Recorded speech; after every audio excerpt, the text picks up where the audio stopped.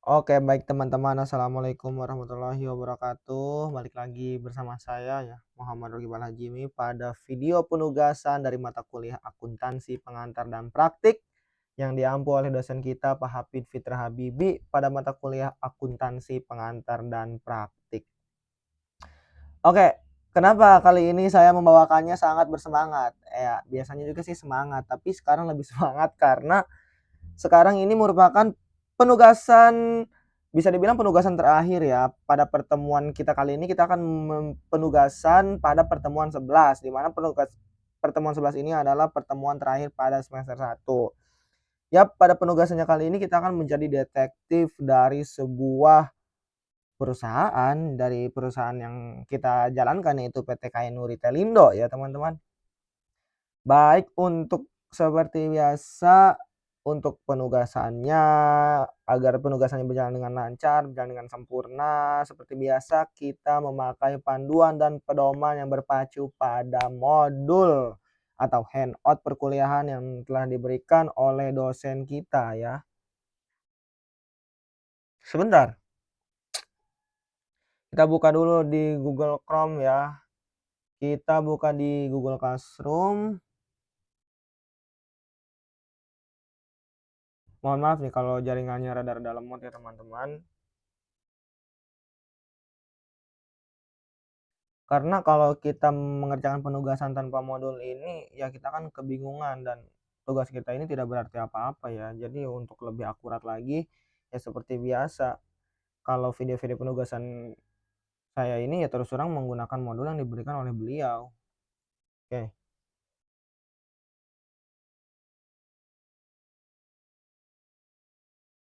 Akuntansi pengantar dan praktik ini mohon maaf teman-teman ya, mohon dimaklumi kalau misalkan kita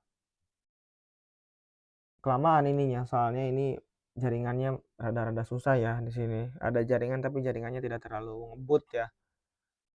Oke, ini baru terbuka RPS-nya aja.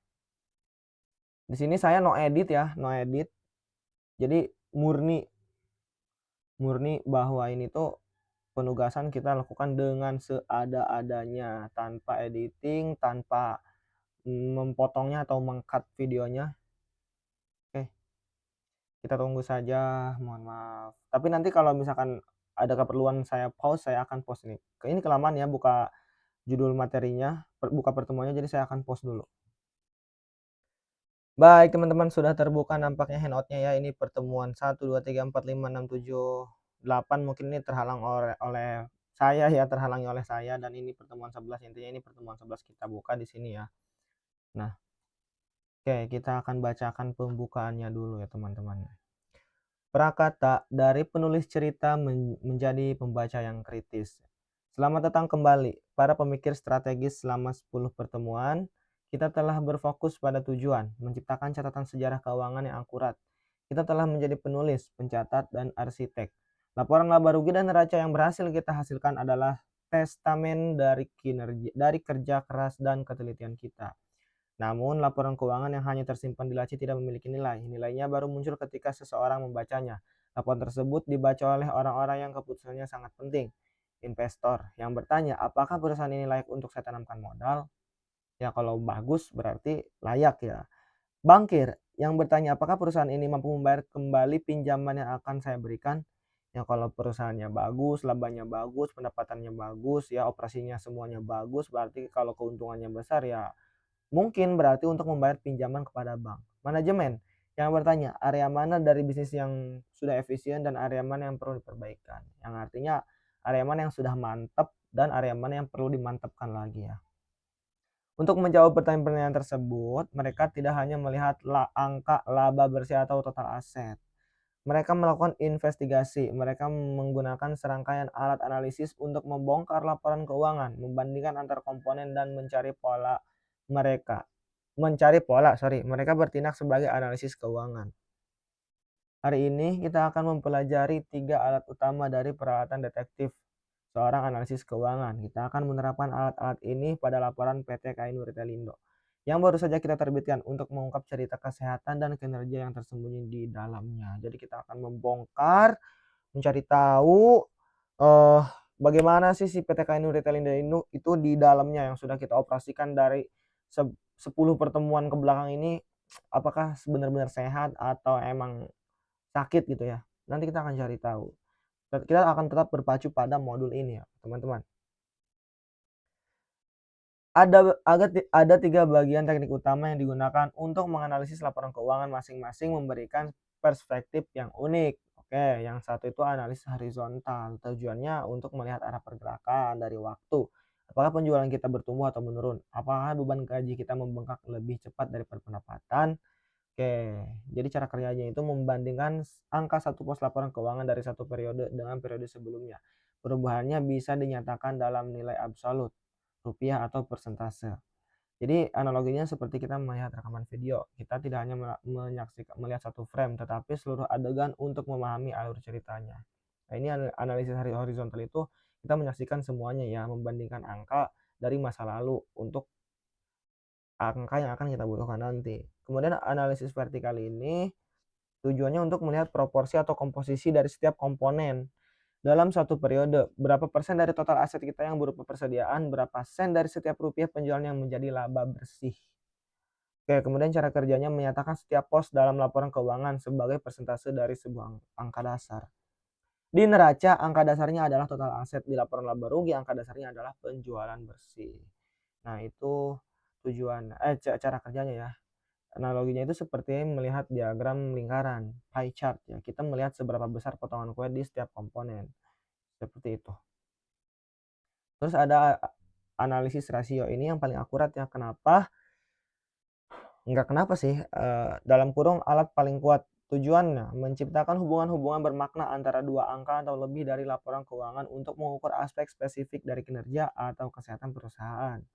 Cara kerja membagi satu angka di laporan keuangan dengan angka lainnya. Hasilnya rasio kemudian dibandingkan dengan standar industri, rasio periode sebelumnya, atau target perusahaan. Analogi, seperti seorang dokter yang tidak hanya melihat berat badan pasien, tetapi menghitung indeks massa tubuh, rasio antar berat badan dan tinggi untuk mendapatkan gambaran kesehatan yang lebih lengkap. Jadi kita tuh nggak cuma ngelihat ya orang tersebut, atau kita kalau di perusahaan, jadi kita nggak cuma ngelihat perusahaannya tersebut, tapi kita juga mengukur seberapa sehat perusahaannya, terus pendapatannya berapa, asetnya seberapa gitu. Jadi kita tuh mengukur sampai ke dalam-dalamnya agar kita tahu pertumbuhan perusahaan itu seperti apa ya teman-teman. Nah, ini mungkin yang tidak perlu kita bahas ya.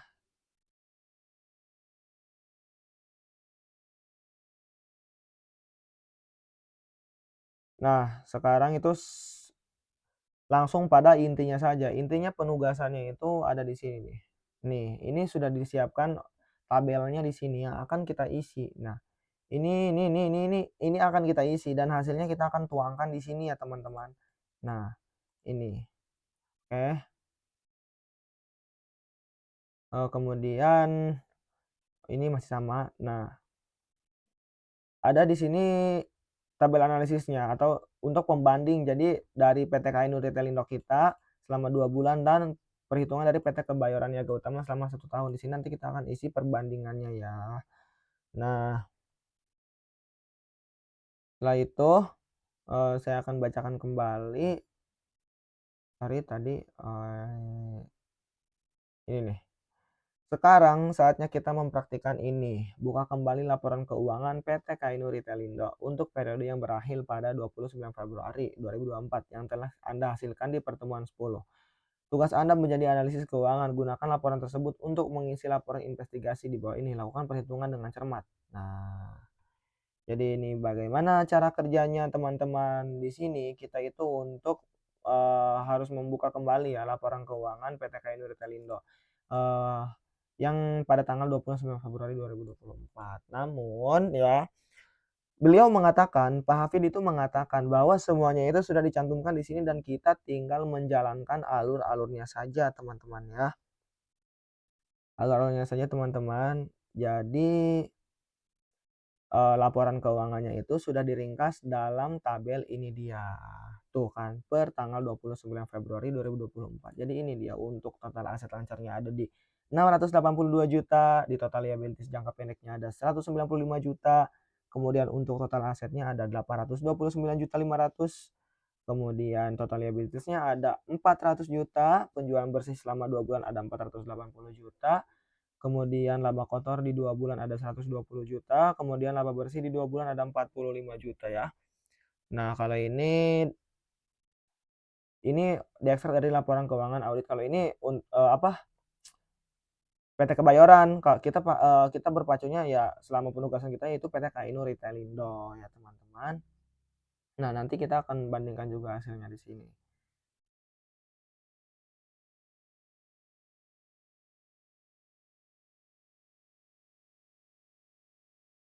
Oke, teman-teman. Selanjutnya kita akan masuk ke buku atau kalau di laptop komputer ini spreadsheet ya, kita akan menggunakan Excel, teman-teman ya. Nah, rumusnya tadi, teman-teman kita tinggal mengisi yang kosong ini saja ya. Nah, yang kosong ini saja. Nah, saya sudah pindahkan ke catatan Excel yang ada di sini. Ya, ini sama ya. Sama-sama yang di sini, sama yang di Google Classroom ini dia. Sama ya, sudah saya salin ke sini pindahkan.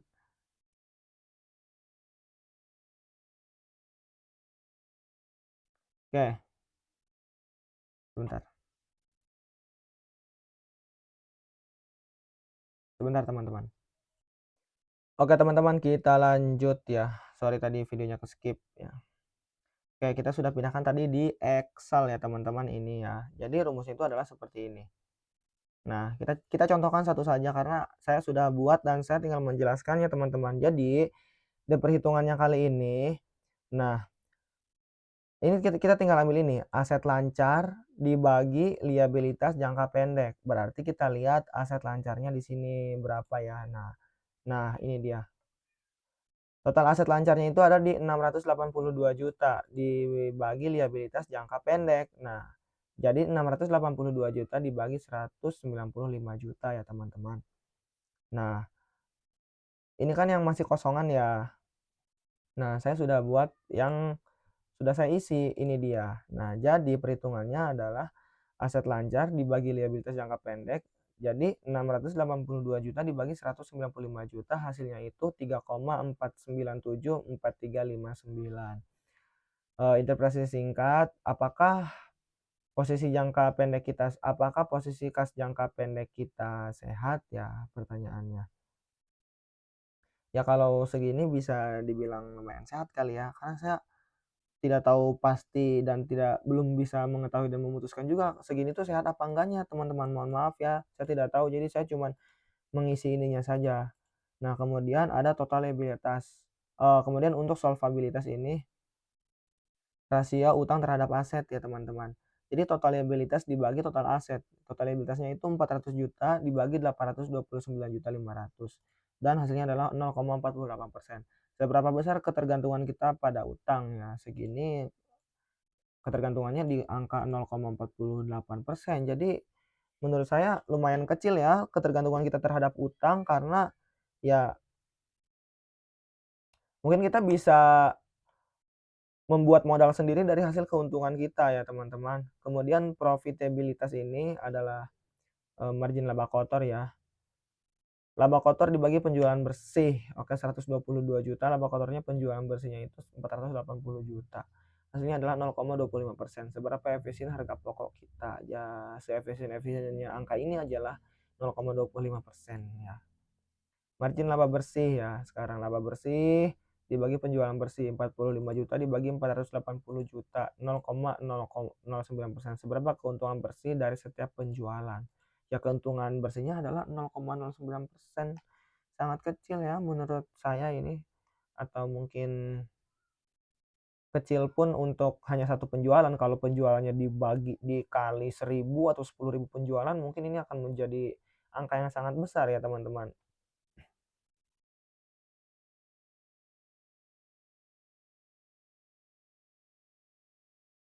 Kemudian ini sudah lumayan jelas ya.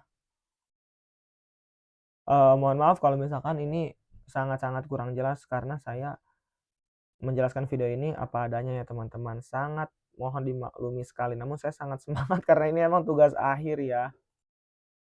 Oke teman-teman, sekarang kita melihat perbandingannya antara PT KNU Retelindo ini bersama PT Kebayoran Niaga Utama ya. Nah, perbedaannya ini dalam perbandingannya ini adalah kalau PT Kebayoran Utama PT KNU Retelindo ini adalah yang kita tadi perhitungkan adalah selama 2 bulan, kalau PT Kebayoran Niaga Utama ini adalah 1 tahun. Jadi angkanya juga sangat beda drastis teman-teman. Dan inilah tabel yang saya sudah buat. Jadi tadi yang hasil ini semua ya. Nah, lihat yang ini ya hasilnya tadi hasil analisisnya kita pindahkan ke sini nih teman-teman.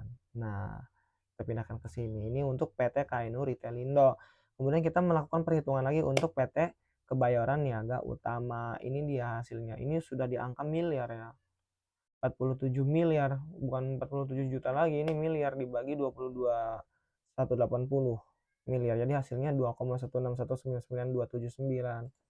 Dan untuk di solvabilitasnya ini adalah 0,41%, dan di profitabilitasnya ini di 0,14%, dan margin terhadap laba bersihnya ini seberapa, ini lebih kecil ya, tapi lebih kecil dari ini, dari PT KNU. Tapi KNU ini selama 2 bulan dan PT Kebayoran ini selama 1 tahun teman-teman. Jadi seperti itu ya.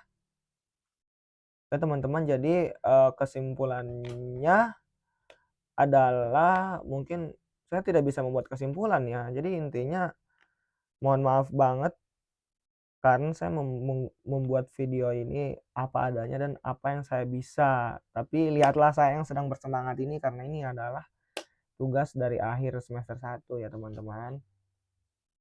Ya terima kasih teman-teman, saya pamit undur diri ya. Terima kasih telah setia bersama saya meskipun hanya Anda. Terima kasih telah setia kepada saya dari pertemuan 1 hingga pertemuan 11 ini. Meskipun video saya sangat banyak kekurangannya, itu mohon dimaafkan dan mohon dimaklumi.